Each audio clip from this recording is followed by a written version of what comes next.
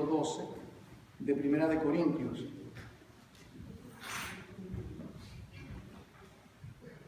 Primera de Corintios, capítulo 12. 12. La iglesia en la Biblia, Dios presenta lo que es su pueblo de diferentes maneras, usa diferentes imágenes. Por ejemplo, en el Antiguo Testamento, donde comenzó la formación del pueblo de Dios en el Antiguo Testamento, que ese pueblo se comenzó a formar, ustedes recuerdan, con el llamamiento de Abraham de Babilonia o de Ur de los Caldeos en el capítulo 12 del libro de Génesis. Sal de tu tierra y de tu parentela a la tierra que yo te mostraré. Abraham era un pagano, era un idólatra. Él y su familia, Taré, su papá, y todos sus descendientes, ellos adoraban la luna, ellos adoraban ídolos. Usted lo puede leer eso en el capítulo 24 del libro de Josué. Y Dios, en su gracia, desde antes de la fundación del mundo, había propuesto formar un pueblo de entre todas las familias de la tierra. Y ese pueblo, primeramente, se le llama la casa de Israel, o los hijos de Israel. Pero comenzó, ¿verdad? La materia prima de la roca, la cantera, Dios cogió primeramente el llamamiento de Abraham, y por medio de él, por un milagro, porque es interesante que de la misma manera que fue por un milagro que se formó la nación israelita. ¿Sabe cuál es el milagro, verdad? El nacimiento de Isaac. ¿Están entendiendo? Ella era estéril, era imposible. Esto es análogo o va paralelo con el nacimiento de la iglesia, que fue por un milagro. ¿Cuál es el milagro?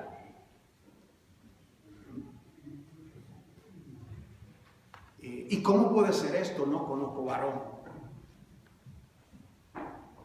¿Y qué le dijo el Señor? El ángel. El Espíritu Santo te hará sombra, y lo que es imposible para los hombres es posible para Dios. El varón, tú no conoces el varón te conoce a ti. Llegando al cumplimiento de los tiempos, y de la misma manera es la formación de la iglesia, el cuerpo de Cristo, su iglesia. Es de la misma manera que uno puede ser parte, miembro de ese cuerpo multimiembro que es la iglesia. Entonces, me ha parecido bien a mí, que puede consultar al Señor, que yo tome algunos mensajes y aprovechar que la mayoría de los hermanos que se consideran miembros de esta congregación están presentes, para yo expresar bíblicamente lo que significa dos cosas: el bautismo y ser miembro de una iglesia. Esas dos cosas, que eso es parte de lo que está aquí. Primeramente, ¿de qué manera era un israelita? Yo siempre, como le digo a los estudiantes, vaya a la raíz de las cosas y no se vaya por la rama. ¿Cómo comienza el pueblo de Israel? Bueno, la formación de ese pueblo, Dios de Abraham, Dios de Isaac y el Dios de Jacob. Cuando llegamos a Jacob tiene sus 12 hijos. Jacob tuvo sus 12 hijos. Y de esos 12 hijos se formó las 12 tribus de Israel. Y de las 12 tribus de Israel se formó esa gran nación. Y esa gran nación que estuvo en la tierra de Egipto por 400 años, es el pueblo de Dios, la casa de Israel. Ahora, ¿qué acontecía particularmente con los varones el octavo día? ¿Qué tenían que hacer? Circuncidarlo. Circuncisión. Círculo. Piensen lo que eso significa. Es una especie de separación. Es una especie de cortar, ¿verdad?, el prepucio de los varoncitos, no las hembras. Y esto es simbólico de lo que es el bautismo en el Nuevo Testamento. Estamos haciendo el paralelo para que podamos tener entendimiento bíblico de las cosas. Entonces, el varón al octavo día era, recuerdan, era circuncidado. Todos los varoncitos. Las demás naciones, los egipcios no se circuncidaban. ¿Qué le dijo David a Goliat? Este incircunciso viene contra los escuadrones de Israel. Tú eres un pagano, tú no vales nada, básicamente. Le dijo David, tú no eres parte. Pero eso tuvo que ver con lo que tiene que ver con la circuncisión, ¿verdad? Y hasta el día de hoy, los judíos lo practican. Todos los judíos, todos los varoncitos, ¿verdad? Podemos hacer lo mismo. Yo circuncidé mis 2 varoncitos, 2 varones que yo tengo, pero no fue por asunto de algo espiritual, sino por asunto higiénico y demás. Eso es solamente por eso. Pero ahora, ese rito de la circuncisión, luego vemos ya ese pueblo en el Antiguo Testamento fue apartado, real sacerdocio, pueblo santo, nación escogida por Dios, el pueblo de Dios. Luego, eso está en Éxodo 19, pero antes de Éxodo 19, tenemos nosotros cómo el pueblo fue apartado, cómo Dios lo escogió y vino el derramamiento de sangre, ¿recuerdan? El Cordero Pascual, en el libro de Éxodo capítulo 12, donde se tomó el Cordero fue inmolado, tomaron la sangre fue esparcida en los postes y en los dinteles de la puerta, y el pueblo estaba detrás de la puerta con la sangre, detrás de la puerta, la sangre protegido le daba protección, y el cordero asado en el vientre. Medite y que Dios le dé entendimiento qué significa eso con relación a nosotros como el pueblo de Dios. Y note las instrucciones que Dios le dio al pueblo por medio de Moisés. Cuando vea la sangre,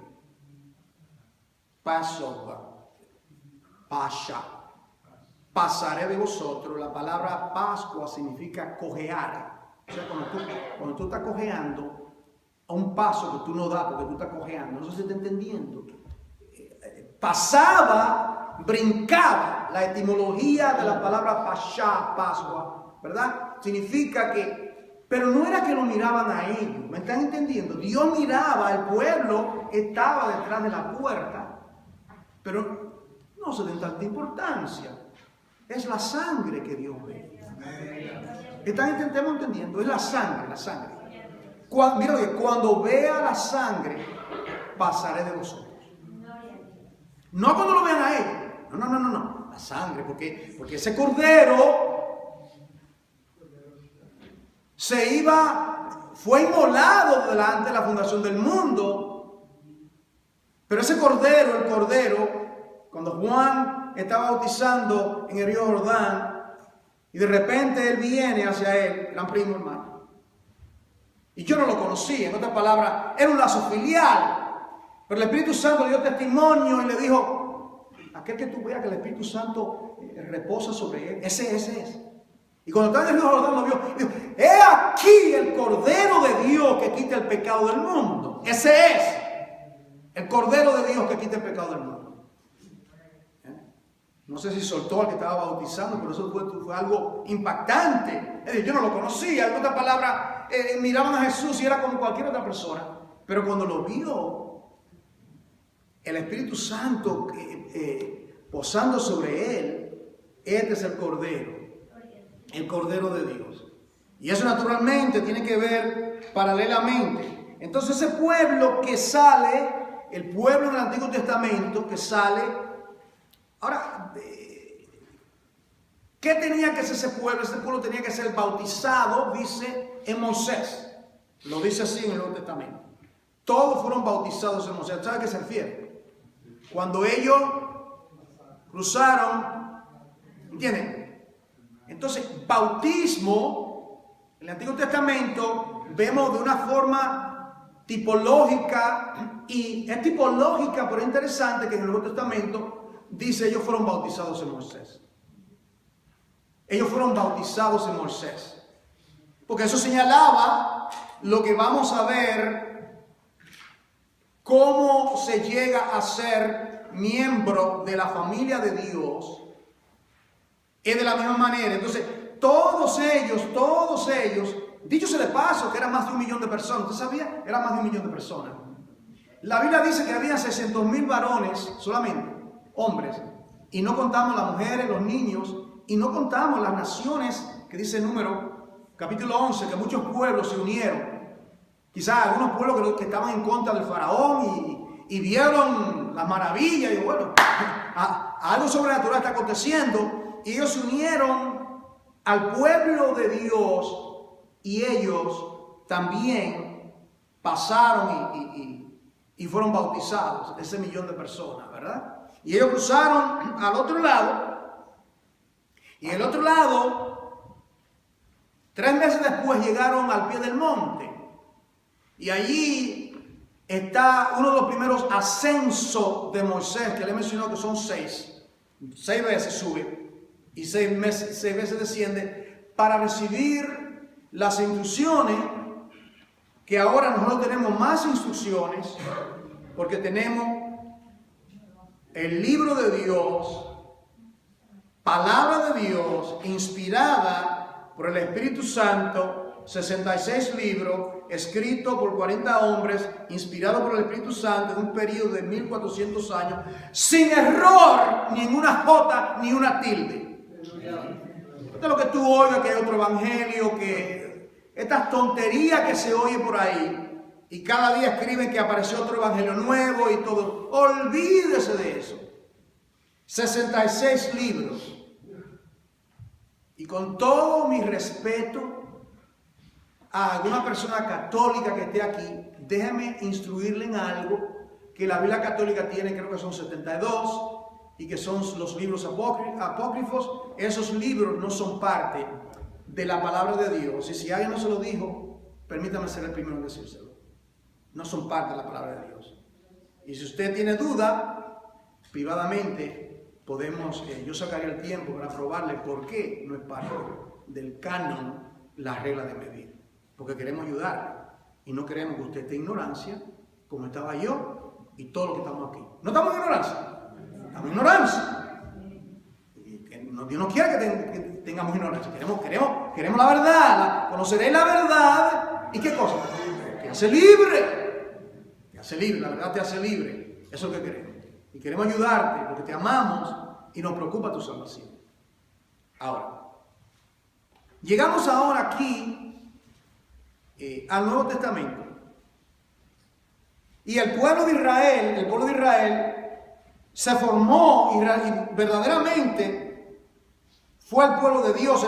Israel como nación prostituyó el propósito, se fueron tras dioses falsos, los Baales, y Dios los castigó. Ellos fueron esparcidos, ustedes lo saben, creo que fue en 1948, y no lo recuerdo, que ellos comenzaron a regresar como nación. Ustedes conocen un poco la historia, ¿verdad?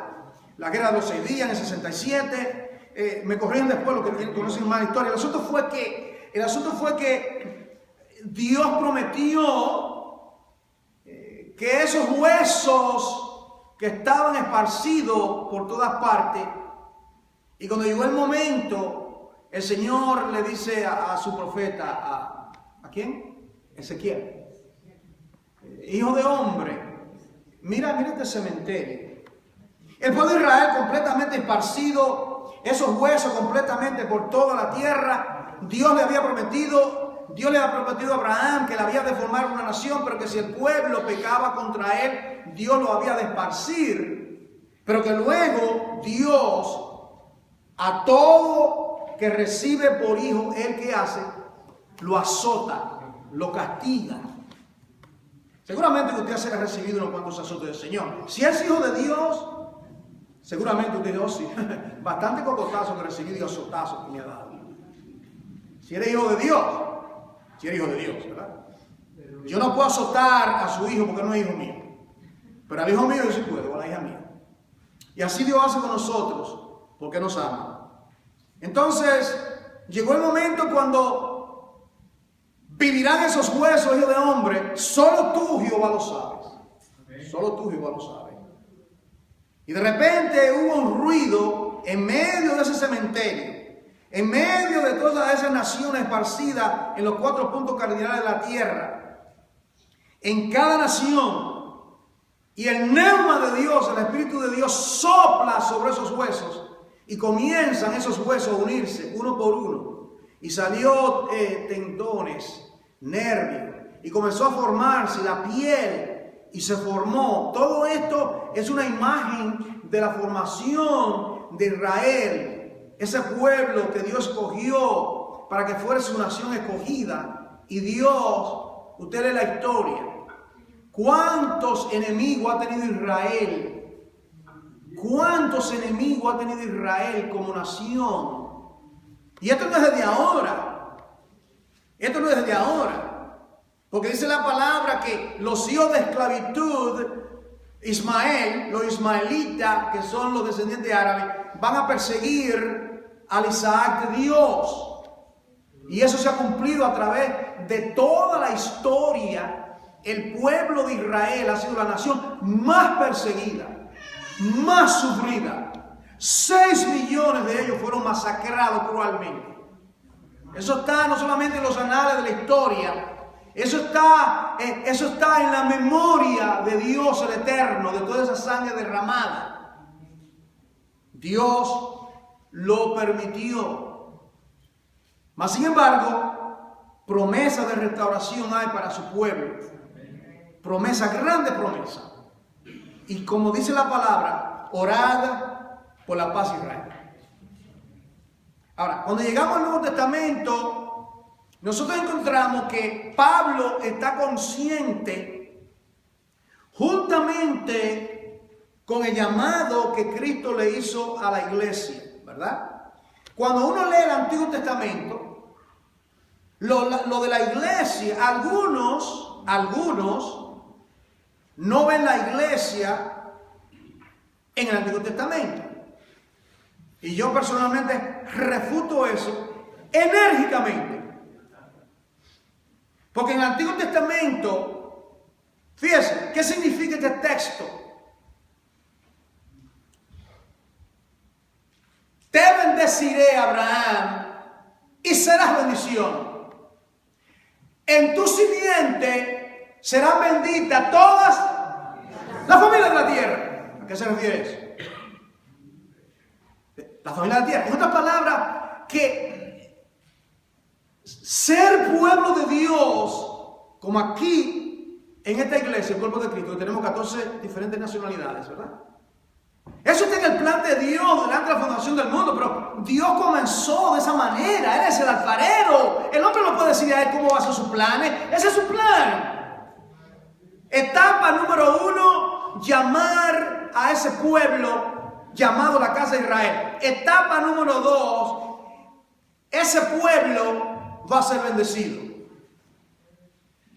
Yo estoy leyendo un libro escrito por un historiador exégeta hebreo. Me está haciendo de grande bendición, lo estoy leyendo. Y él explica, como conoce los idiomas originales, eso me impactó porque no lo había visto anteriormente. Que él dice que cuando Dios le dijo a Abraham que en ti serán benditas todas las naciones, la familia de Dios dice, serán injertadas. Ese término Las familias serán injertadas. Y yo dije, wow, pero yo como que he leído esto en algún texto de la Biblia. ¿Usted recuerda? ¿Dónde? No te lo reveló carne y sangre. Exactamente, cuando Pablo habla, ¿recuerda que dice del olivo? Y dice, ustedes son las ramas originales, pero Dios ha injertado, ahí está. Entonces, ese Señor conoce bien la historia. Bueno, él es hebreo, conoce los idiomas originales. ¿Cómo no va a saber? Serán injertadas, serán incluidas todas las familias de la tierra. Y por eso que nosotros, por eso que estamos aquí, por esa promesa de Abraham en el capítulo, ¿cuándo fue? 4000 años atrás. De la cruz aquí son 2000 años y de la cruz hacia Abraham son 2000. 4000 años atrás ya Dios había determinado históricamente. Pero antes de la fundación del mundo ya Dios tenía en su mente, en su corazón, formar su pueblo. Ahora, su pueblo hoy, el pueblo de Dios, no me diga a mí, o el pueblo de Dios es Israel. No me diga eso. No me lo diga. Y lo oigo. No me lo diga. El pueblo de Dios hoy se compone de toda persona.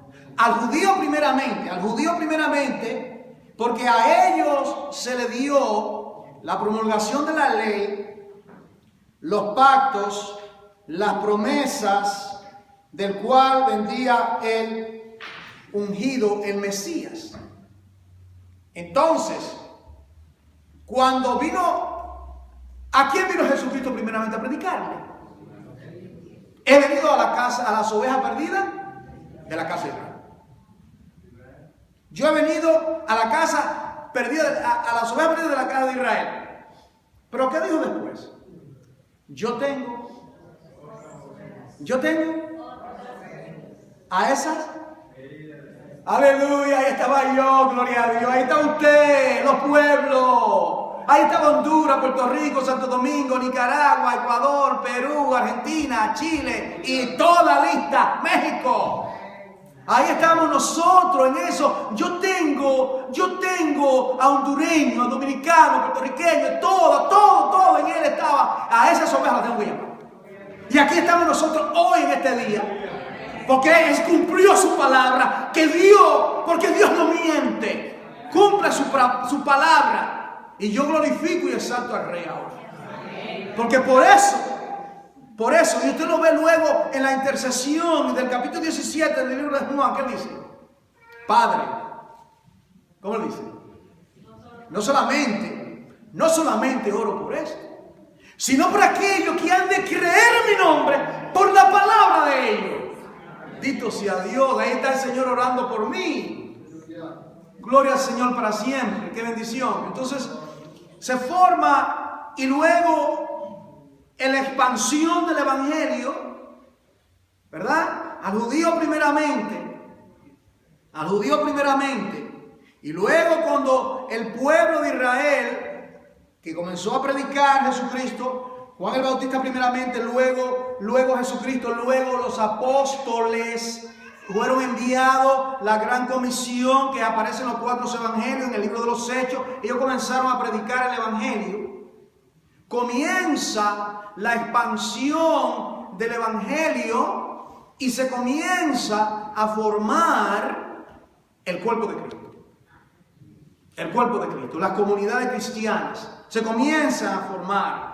Usted lo lee en el libro de los Hechos, ¿verdad? En el capítulo 2, usted lee, por ejemplo, y todas las cosas las tenían en común. Y perseveraban en la doctrina de los apóstoles, en las oraciones, en partir el pan, en todo. Usted nota los atributos de la iglesia. Esas comunidades no tenían templos, no habían templos. Los templos los comenzaron a construir 4 siglos después.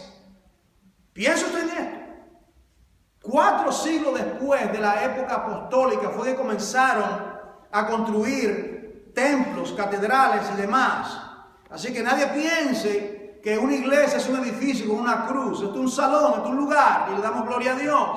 Así que la iglesia de Dios se reúne en cualquier lugar. Esta congregación local, años atrás, fue en una pequeña sala, más pequeño que acá, se comenzó a dar estudios bíblicos y ahí el Señor pues nos ayuda. Solamente en una sala. Hay personas que se reúnen en los parques. ¿Dónde se reúnen los millones de creyentes? En China comunista, subterráneo, en otras palabras, en Corea del Sur, en los lugares donde no se permite predicación del Evangelio. Pero ahí está el cuerpo de Cristo, ahí están nuestros hermanos, ahí está la iglesia del Señor. Entonces, ¿qué dice Pablo cuando habla? Mire la manera que presenta la Biblia, lo que es la iglesia. Lo llama, por ejemplo, habla de la iglesia como un edificio. Y dice que ese edificio tiene un fundamento. Entonces, lo primero que tenemos que entender con relación a la iglesia es que la iglesia tiene un fundamento. He aquí yo pongo en Sión, Isaías 28, 16, un fundamento, una piedra probada. El que creyere en él no será avergonzado. Ese fundamento, dice, el fundamento habla de los profetas y de los apóstoles. ¿Lo han leído, verdad? Está el fundamento de los profetas. En otras palabras, lo que dijeron los profetas del Antiguo Testamento. Cada uno de esos profetas, ¿verdad? Usted conoce los profetas, ¿verdad? Que Isaías, Ezequiel, que Daniel, que el otro, los profetas menores, 12 de ellos, todos ellos. Comenzando, y el primero que fue llamado profeta, para sorpresa de muchos, es Abraham. Abraham es llamado profeta en Génesis 18, pero no vemos ninguna de las profecías de Abraham. ¿Verdad que usted no ve ninguna profecía de Abraham? Usted ha visto que Abraham profetizó. Okay. Eso desmiente el mito que un profeta, uno que siempre está profetizando. Se ve, hermano, cómo es que ideas se le meten a la cabeza a uno y se predican. ¿Dónde está? Entonces, yo estuve examinando ese texto. Entonces, Abraham como profeta, lo que se destaca era que era un intercesor, no que profetizaba.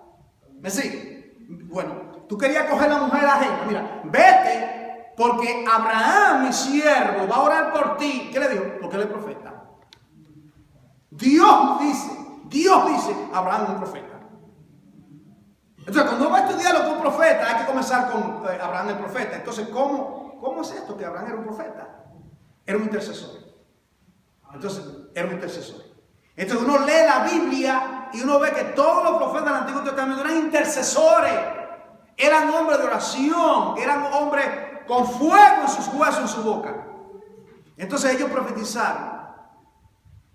Ahora, en el Nuevo Testamento, en otras palabras, fundamentado sobre la iglesia, se fundamenta los profetas del Antiguo Testamento, desde Génesis a Malaquía. Esto es el fundamento del Antiguo Testamento. Del Nuevo Testamento, los profetas, los apóstoles. Usted sabe cuáles son los apóstoles. Los 11 apóstoles, porque Judas no cuenta, ¿verdad? Los 11 apóstoles y luego Matías. Ellos hablaron. Pedro habló bajo la inspiración del Espíritu Santo. Santiago habló bajo la inspiración del Espíritu Santo. Juan habló bajo la inspiración del Espíritu Santo. Pedro, lo que Pedro dijo está registrado. Primera de Pedro y segunda de Pedro. Lo que Juan dijo está registrado. El Evangelio según San Juan, primera, segunda, tercera de Juan. El Evangelio según San Juan y Apocalipsis, 5 libros de la Biblia. ¿Ve? Fundamento. Jacob, el hermano del Señor. Santiago, el libro de Santiago, inspiración divina. Y todos los profetas y los apóstoles. Eso significa que nadie puede ahora decir, como hay un montón de charlatanes sin escrúpulos que se llaman apóstoles. Por ahí aparece cada día el apóstol. Digo, wow, ¿de dónde viene esto?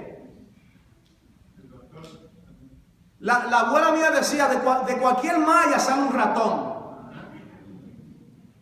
Y constantemente personas que son apóstoles. Y la Biblia habla que para ser un apóstol, ¿qué tenía que acontecer? Ser testigo desde el bautismo de Juan hasta la muerte de Jesús. Tenía que tener esos principios, ese credencial, tenía que ser testigo de todo ello. Y el apóstol Pablo fue ese último apóstol al estilo de los demás, porque el Señor se le apareció en camino a Damasco y él dice, a mí como a un abortivo se me apareció el Señor y yo no soy digno de ser llamado, pero verdaderamente lo es. Apóstol.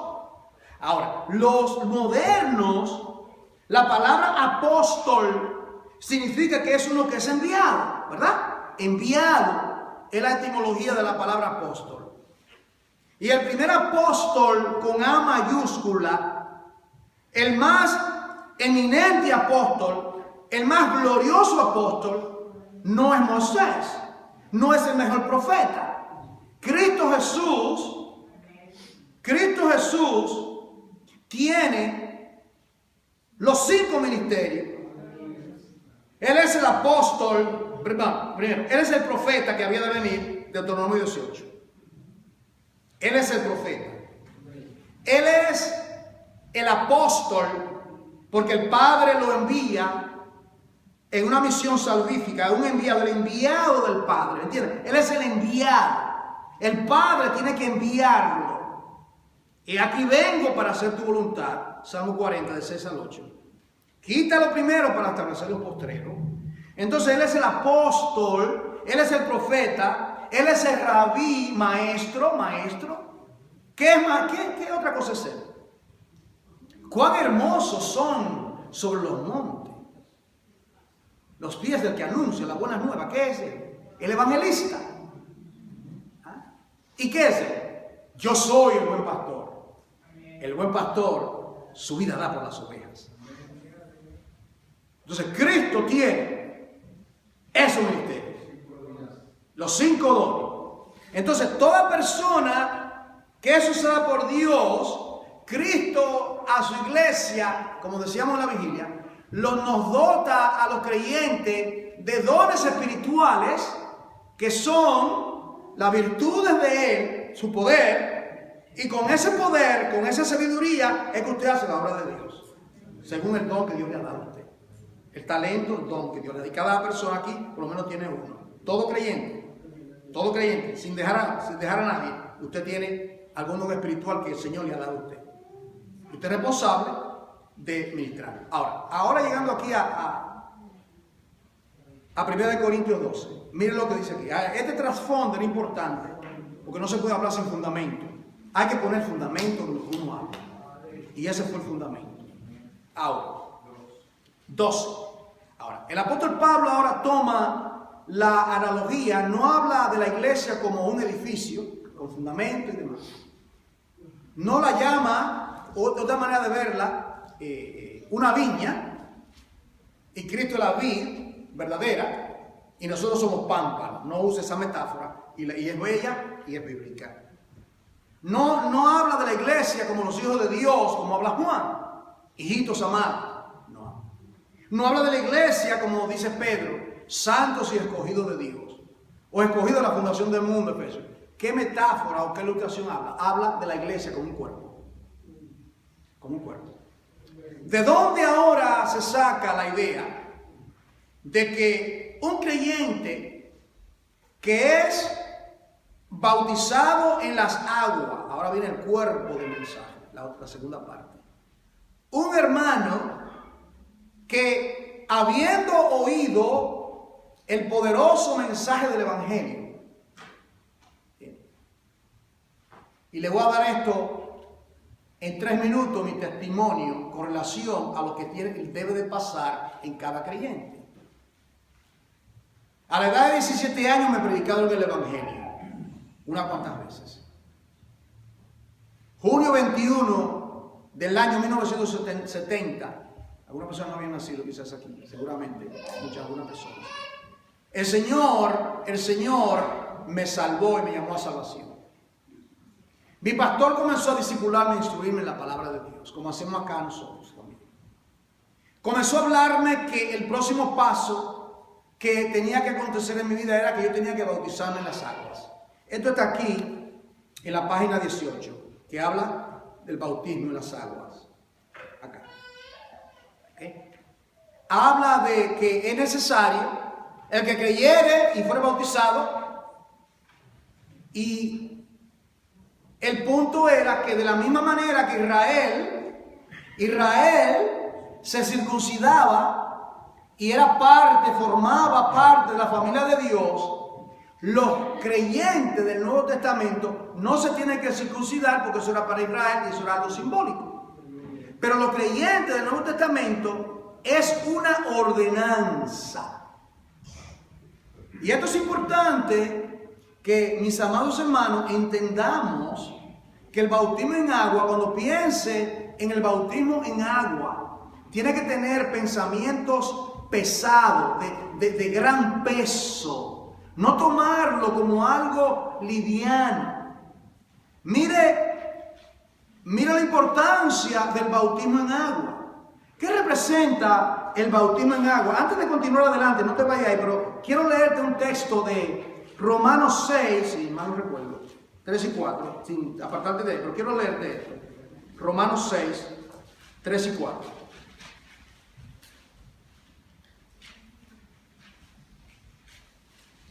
Versículo 3. ¿O no sabéis que todos los que hemos sido bautizados en Cristo Jesús, hemos sido bautizados en su muerte? Versículo 4. Porque somos sepultados juntamente con Él para muerte. ¿Por qué? El bautismo. El bautismo, amados, es importante. Es importante el bautismo. Entonces, algunas personas toman el bautismo como si fuese algo opcional, lo postergan, le da lo mismo, pero mira qué es lo que representa el bautismo. ¿Qué es lo que representa?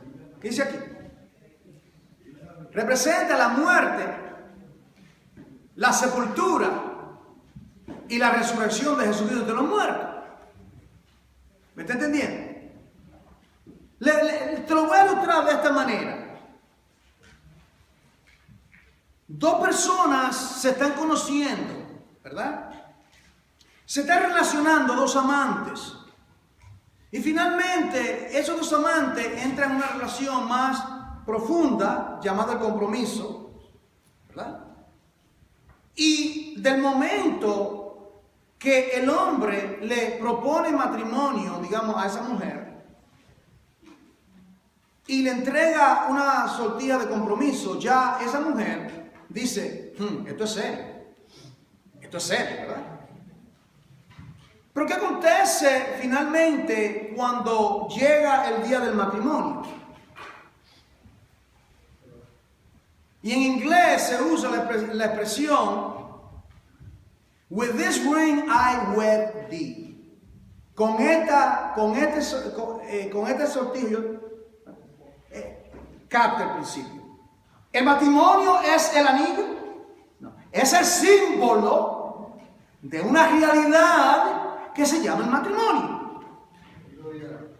Entonces, el bautismo en agua ¿qué es el bautismo en agua?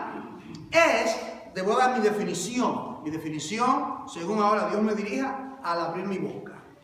El bautismo en agua es el resultado de un creyente que, habiendo tenido la experiencia de la salvación, hace públicamente su compromiso con Jesucristo. Públicamente. Aquí, ¿alguien se bautizó privado aquí? Levante la mano. Que vino alguien y lo bautizó secretamente. No, tiene que ser públicamente. Públicamente. Entonces, el bautismo en agua, amados, tal como dice este documento, pero más que este documento, este documento dice que el bautismo en agua es símbolo de la muerte, la sepultura y la resurrección de Cristo entre los muertos. Entonces, ese creyente, y en el Nuevo Testamento, los creyentes, ¿cuándo se bautizaban? ¿Cuándo se bautizaban los nuevos creyentes? Inmediatamente. Ellos no esperaban. Ellos no esperaban bautizarse en las aguas. ¿Sabe el ejemplo clásico, verdad? Felipe y el eunuco. ¿Recuerdan? En Hechos capítulo 9, si mal no recuerdo. ¿Y qué fue lo que le dijo? ¿Qué fue lo que les dijo el eunuco? ¿Qué fue lo que le dijo? Aquí hay. ¿Qué impide? ¿Qué impide? Entonces ese eunuco de alguna manera ya sabía que para ser parte, mira el punto ahora, yo voy a hacer la transición de bautismo en agua a ser miembro de una congregación, ese es el punto. Él reconocía que lo primero era bautizarse en las aguas, declaro, y naturalmente ahí no había nadie. Eso es un caso excepcional, no habían testigos. Bueno, sí lo había, nosotros fuimos testigos porque lo hemos leído por miles de años. Hay testigos. Pero él tenía que regresar a la reina de los candeces, tenía que regresar a Etiopía porque era africano y ahí le esperaba la reina. Pero viene y él se bautiza. Ahora, algo importante del bautismo en agua no es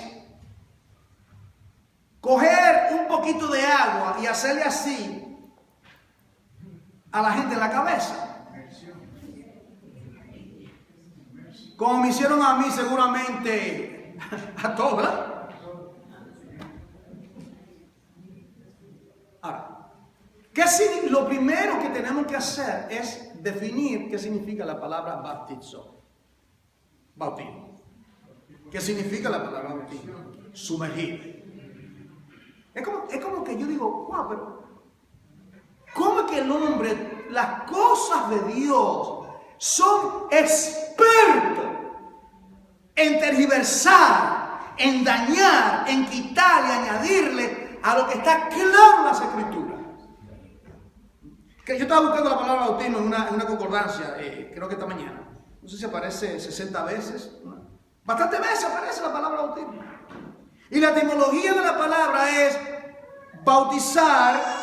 Porque de la misma manera que a un muerto, cuando alguien se muere, le echan una pala de tierra. ¿Cómo que se dice? 6 foot under. 6 pies. De ahí no sales tú, a no ser por la resurrección. Entonces lo que implica es que el hecho está muerto, más muerto no puede estar, está sepultado. ¿Me está entendiendo, hermano? Cristo fue sepultado, estaba muerto.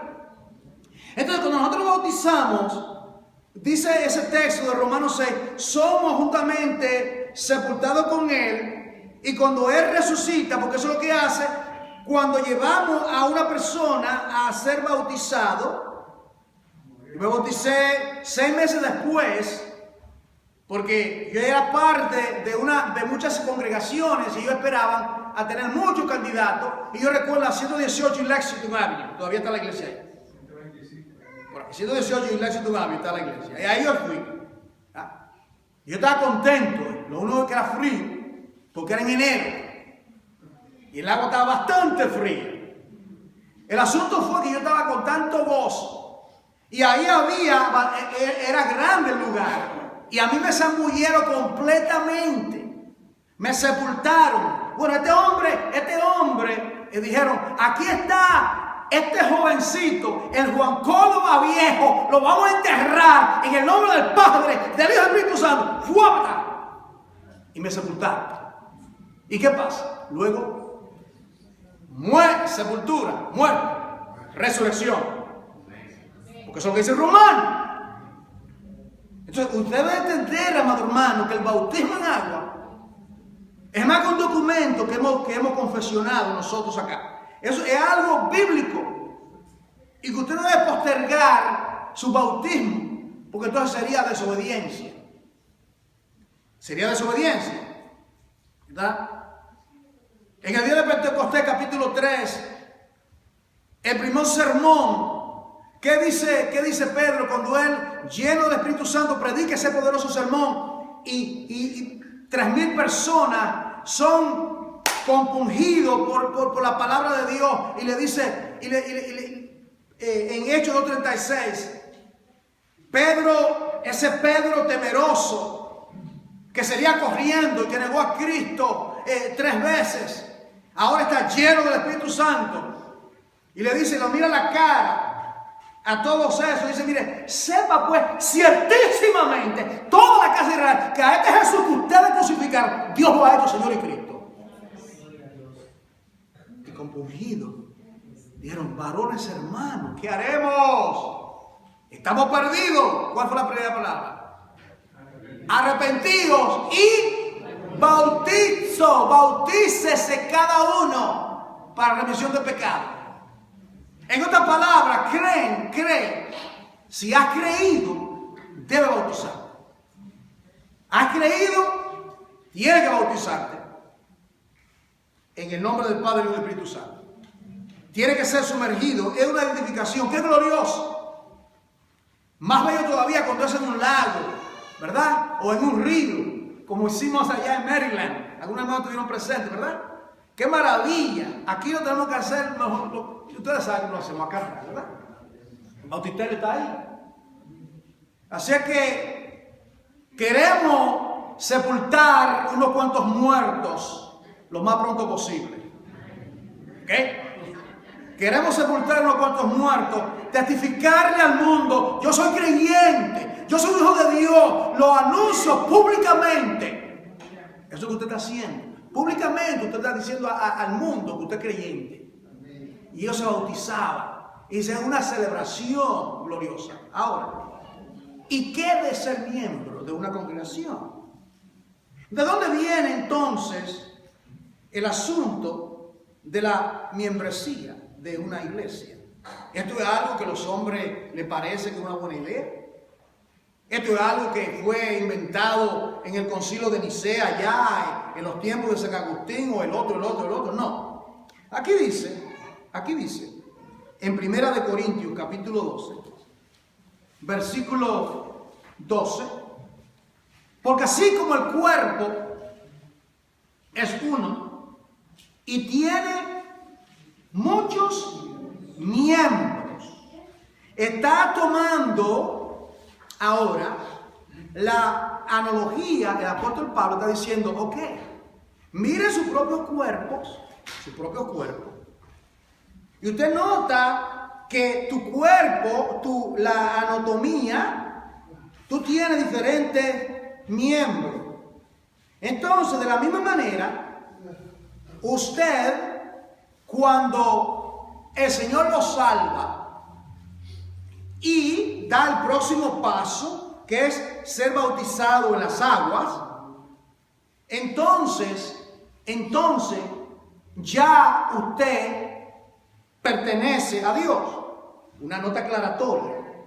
El bautismo en agua no salva a nadie. El bautismo en agua es mi confesión de que yo soy salvo. Yo voy a conocer que yo soy creyente. Y como mi Dios me dice a mí que yo tengo que ser bautizado en las aguas, yo quiero que sea bautizado y porque yo quiero ser obediente a lo que el Señor me ha dicho. Y lo hago públicamente. Eso es lo que significa. Ahora, esos que fueron bautizados, mire lo que dice. Fueron bautizados. ¿Y qué dice? Y fueron añadidos a la iglesia. ¿Entienden? Fueron miembros de la iglesia.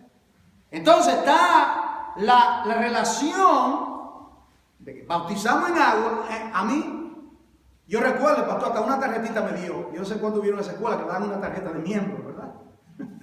Yo me sentía, wow, yo soy miembro de la iglesia. Yo era miembro del cuerpo de Cristo, ¿entiendes?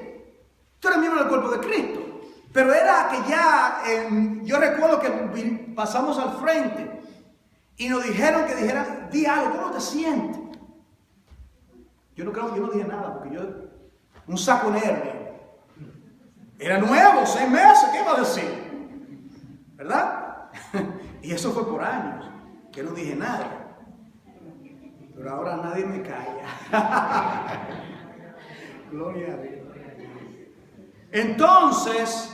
Entonces, ser miembro de la congregación. Dice aquí, pero todos los miembros del cuerpo, siendo muchos, son uno, son solo un cuerpo, así también Cristo. Entonces, la membresía de la iglesia es importante, ¿verdad? Todos los creyentes que eran salvos pertenecían automáticamente a una iglesia local. En ese tiempo estaba la iglesia de Jerusalén. Eran miles, pero se reunía, era una sola iglesia, y una bella visión, una sola iglesia, que se componían 3.000 en un momento dado, y creo que 5.000 en otro incidente. Había miles de creyentes. Entonces ellos no tenían templos. Ellos se reunían, por ejemplo, en el pórtico de Salomón, ¿te recuerdas? Y algunos decían, ellos tenían templo. No, lee la historia. Lee, estudia, investiga, no digas tonterías en el púlpito. Lee la historia. Era un lugar que era amplio, ellos estaban afuera. Porque adentro estaban los judíos y estaban las ceremonias que todavía hacían. Entonces, los creyentes venían al lugar más conocido, como decimos, las plazas. Se citaban ahí, y como eso era un sitio tan amplio, tan grande, ellos entraban en las cortes, en los lugares, y ahí se reunían, ahí se citaban, y ahí tenían sus reuniones. Y luego ellos se reunían, ¿cómo que dice? En el templo y las casas. ¿Lo han leído? Se reunían en el templo y las casas. O sea, reunían en el templo, pero era que entraban en el templo.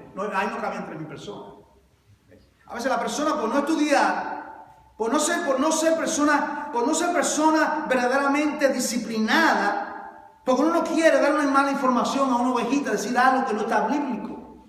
Uno quiere decir la cosa 100% por la palabra, o mejor, como decía mi pastor, cierra el pico con Córdoba y no conoce nada. Uno tiene que verdaderamente documentarse las cosas. Entonces, pero la mayoría de las reuniones eran en las casas. Y ya cada hermano se convertía y era miembro de la congregación. Se bautizaba y ¿qué era lo próximo? Era miembro de la congregación. Ahora, ¿cuáles son las responsabilidades y cuáles son los privilegios? El pastor me dijo a mí, y yo soy de ustedes, el privilegio mío, ¿cuál es el privilegio mío como miembro de esa iglesia? De junio 21 del 70 hasta junio 24 del 85. Ahí fue mi éxodo, 15 años, ¿no? Él me dijo a mí, es mi responsabilidad instruirte con la palabra.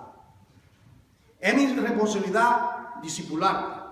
Es mi responsabilidad enseñarte la palabra de Dios. Él me comenzó a leerme, ¿verdad?, las escrituras y en discipulado, y me decía, tú tienes que ser fiel a la asistencia de las reuniones. Tú tienes que unirte a algún tipo de ministerio que hay en la iglesia local. Bueno, ¿cuáles son los ministerios? Bueno, tenemos estudios bíblicos este día. Aquí se anuncia constantemente, ¿no? Tenemos estudios bíblicos este día.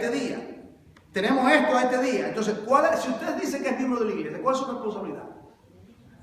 ¿Estoy hablando? Asistir. Sé que en todo momento no se puede asistir a todas las reuniones, pero debe asistir, ¿verdad? El hermano me dijo a mí, bueno, aquí tenemos vigilia. Gracias a Dios que tuvimos la novena el viernes pasado, nos quedamos hasta las 2:00, ¿verdad? Estuvimos orando, clamando por cada uno de ustedes que están aquí, estuvimos orando por nombre, con la cara en el piso, intercediendo, orando, porque la iglesia marcha de rodillas. Es de rodillas que marcha la iglesia. Entonces él me enseñó a mí que hay que orar, que tengo que tener mi devocional, que tengo que amar la palabra. Eso son las responsabilidades nuestras, no solamente la mía. ¿Me está entendiendo? Eso pasa aquí los martes, los santos, los miércoles que se enseña la palabra, y los maestros Dios nos ha dado, que Dios bendiga a los siervos y las siervas que comparten. La clase que doy acá, los domingos, que la vigilia, tenemos diferentes maneras diferentes maneras, diferentes oportunidades. Entonces usted, si usted dice, tú eres miembro de esta congregación, ¿dónde usted está? Usted debe buscar la manera, a no ser que esté trabajando, porque yo entiendo que hay personas que tienen que estar trabajando este día o tienen que hacer esta cosa este día, como yo tengo obligaciones y no puedo estar en todas las cosas. Pero yo tengo que estar en la que sí yo puedo estar, ¿verdad? En la vigilia. Yo siento gran pasión por la oración. ¿Por qué? Porque me enseñó mi pastor a ello. Entonces, y yo estoy seguro que no solamente este servidor. Usted va a oír la misma nota si viene el martes, si viene el miércoles, y se reúnen, los hermanos le están inculcando. ¿Qué es lo que se hace el martes? Se ora, se intercede. ¿Qué se hace el miércoles? Se ora y se estudia la palabra. ¿Qué se hace hoy? Se comparte la palabra. ¿Qué hago los domingos? Por 2 horas y media, pues ya tengo que 6 o 7 meses haciendo esto. Enseñando la palabra, termino un curso y comienzo otro. Y usted pierde gran bendición por no asistir. Si pudiendo asistir, no está asistiendo. Entonces yo le insto en el amor de Dios a que si usted se considera miembro de esta congregación, que usted verdaderamente ahora tiene los privilegios, pero usted tiene responsabilidades también. ¿Me está entendiendo? Tiene responsabilidades. Cuando preparaba este mensaje, yo estaba pensando, cuando yo comencé mi primer trabajo, que duré 35 años en mi trabajo.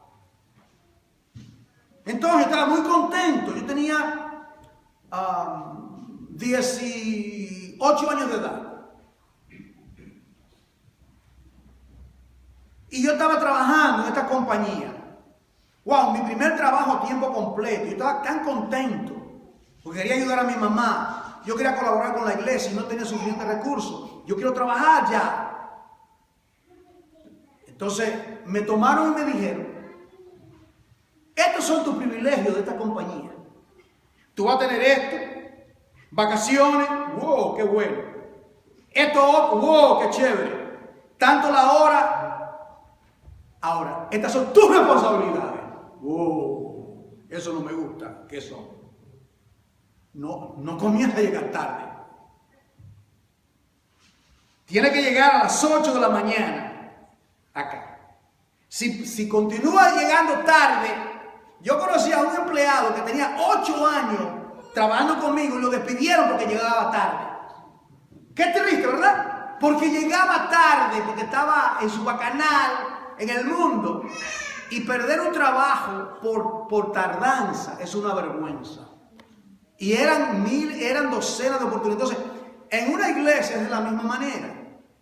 Tenemos el privilegio, ¿verdad?, de que los siervos, los colaboradores, que justamente con este servidor traemos la palabra de Dios, sea en el contexto de un hogar, entiéndanlo. La palabra de Dios no se limite a lo que sale de este púlpito, ¿entendemos esto? La palabra de Dios implica cuando se comparte un martes, cuando se comparte en un hogar, cuando se comparte el miércoles, cuando se comparte los viernes, que tenemos la palabra también los viernes. En el contexto que sea, ese es su privilegio. La responsabilidad nuestra es entonces, ¿qué cosa? Colaborar en todo lo que tiene que ver con este ministerio del Señor. En oración, estar orando, ¿verdad? La reunión el sábado, usted debe buscar la manera de estar presente. Yo sé que algunos, yo he hablado con algunos, no pueden estar trabajando. Yo entiendo eso. Pero aquí todo el mundo no trabaja los sábados. Eso significa que usted puede estar ahí de 10 en un par de horas. Y usted oye, y no solamente eso, vamos a orar, vamos a estar juntos. Eso es parte de su responsabilidad. Evangelización.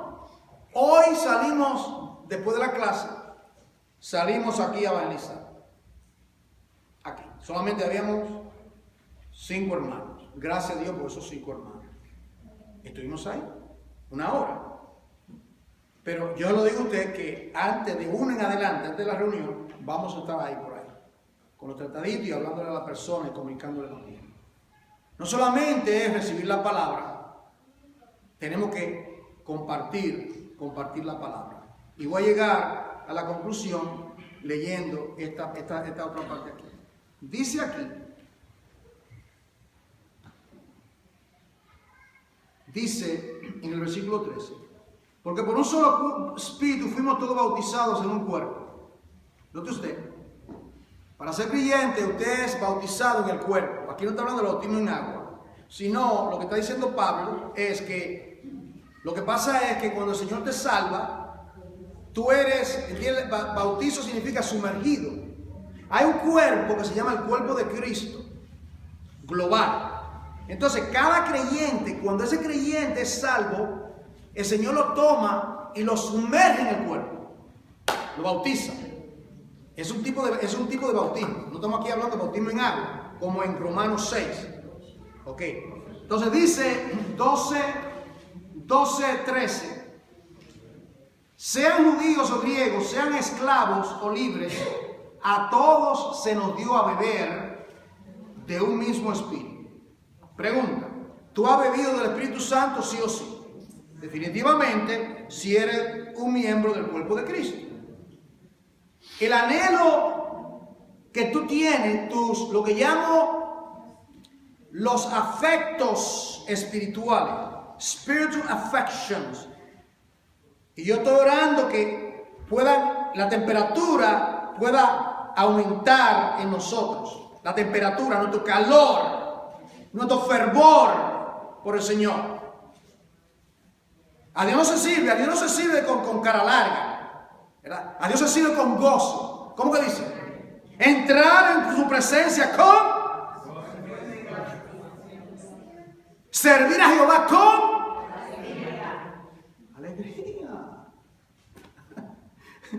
No importa lo que esté pasando por allá, y el problema, y el marido que te hace la vida imposible, y la mujer que te quemó el arroz, no importa.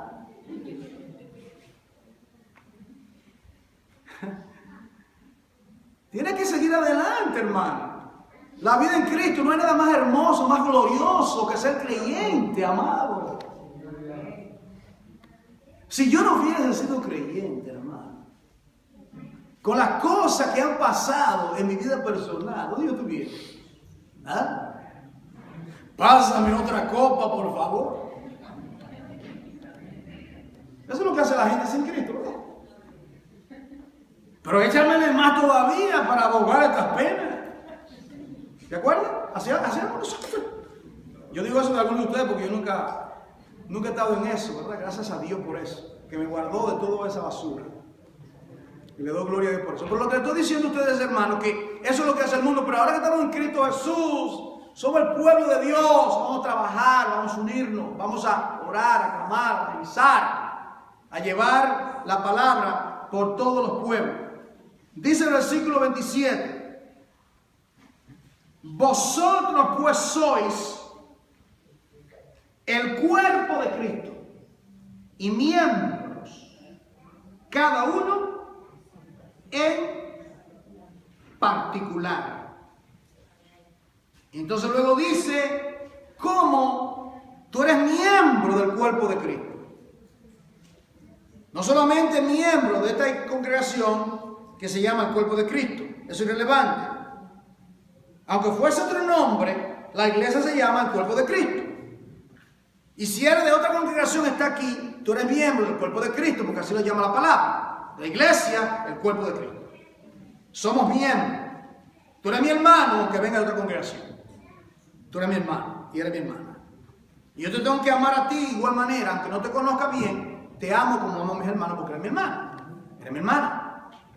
Entonces luego dice de qué manera cada miembro es equipado para hacer la labor. ¿Me está entendiendo, hermano? No podemos solamente 4 y 5 hermanos hacer la labor. ¿Me está entendiendo? Tú tienes dones que Dios te ha dado y Dios te va a llevar a cuenta por si no lleva a cabo tus dones. Yo tiemblo cuando yo pienso. Tiemblo no en el asunto de un pánico aterrador que me va a traer a la tierra porque tengo a Jesucristo el justo. Pero sí tiemblo de que yo tengo que darle cuenta a Dios por ustedes. Yo tengo que presentarme delante del Señor y dar cuenta. Lo dice la palabra. Dice: sujetaos a vuestro pastor, porque ellos velan vuestras almas como los que tienen que dar cuenta. Pero ¿sabes qué? Cuando yo salga de la línea, tú vas a estar ahí también. ¿Sabes que tú vas a estar ahí también para dar cuenta? Entonces yo soy responsable por los dones que Dios me ha dado. Yo soy responsable. Yo tengo que usar todo lo que yo pueda. Yo tengo que esforzarme. Si voy a predicar y hay algo que tengo que exponer, yo tengo que... ay, pero estoy cansado. Sí, pero tú vas a predicar ese texto. Levántate. Pídeme sabiduría, estudia, busca el diccionario, la concordancia. Clama a mí para que Dios te dé entendimiento, porque yo tengo que traer la palabra de Dios. Igual esto lo hace toda persona que predica, no solamente el hermano Juan. Porque se esmera y escudriña y busca aquí, busca allá y toma nota y escribe. Porque hay celo por Dios. Porque les amamos, amados hermanos. Y queremos que usted crezca en la gracia, crezca en el conocimiento. Mire, y con esto termino. Dice aquí, uno puso a Dios en la iglesia, primeramente apóstoles. Estamos hablando de los apóstoles que él puso, de original, ¿verdad? Luego profetas, tercero maestros, luego los que hacen milagros. Estuvimos hablando en el tiempo de oración, el viernes, ¿de qué hablamos? De los dones espirituales, ¿verdad? ¿Cuántos dones espirituales mencionamos?